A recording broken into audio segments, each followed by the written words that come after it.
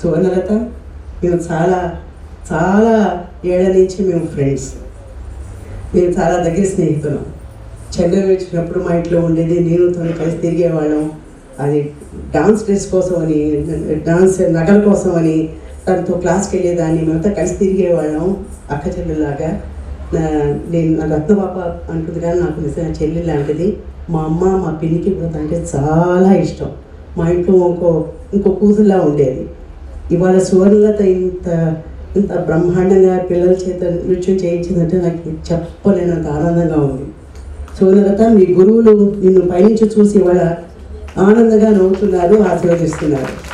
మా శర్మమాయ చాలా చాలా చాలా సంతోషంతో ఇది నిజంగా చాలా కష్టమైనది. ఏ ఆర్గనైజేషన్, నేను కూడా ఒక స్కూల్ టీచర్ని, చాలా ఆర్గనైజేషన్ చేస్తున్నాను. చెప్పలేనంత కష్టమైన పని ఇది. అందులో ఆడదయ్యుండి ఇంత చేసిందంటే ఇలా గొప్పదాన్ని. లడా లడా సోనలత పారిపోతుంది.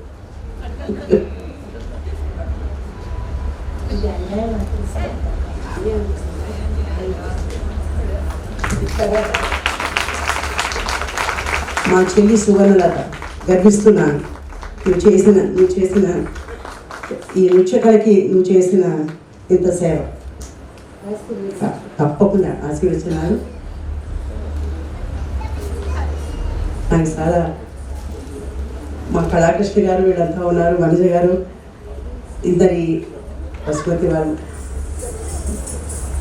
నాకు శర్మమాయ పెంకిపడం అనే సినిమాలో రేణుగారి కూతురు వేషం వేశాను. అప్పుడు దానిలో ఆటలు సాగునటి అని ఒక పాట, అద్భుతమైన పాట.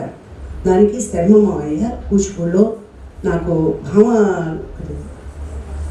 6 ఆ జడ పెట్టి అద్భుతంగా దాన్ని, ఆ కొరియోగ్రఫీ అద్భుతంగా చేశారు. అది ఏదో రషెస్ అంటారు. చూస్తుంటే రాజసులోచన ఆవిడ అన్నారట, ఇదేమిటిది, ఇంత మంచి పాట, ఇంత మంచి డాన్స్ ఆ అమ్మాయికి ఇచ్చారు, అది నేను చేస్తాను. అందుకని నాది డాన్స్ తీసేశారు. నేను ఒక జడతో ఉంటాను, అలా తిరిగి ఆ పాట అంతా తర్వాత మళ్ళీ రాజసులోచనతో చేయించాడు అనమాట. నేను చాలా ఏడ్చాను అప్పుడు, నాకు నేను చెయ్యాలి అని. కానీ అది కోరియోగ్రఫీ, అది అద్భుతంగా చేసింది శర్మమాయ. అది ఎప్పుడైనా మీకు దొరికితే ఆ డాన్స్ చూపించింది, ఎంత అసలైన కూచిపూడిలో చేసింది ఆ పాట. అది వేరే డాన్స్ లాగా కాదు, నిజం మంచి కూచిపూడి, అద్భుతంగా కోరియోగ్రాఫ్ చేశారు ఆయన.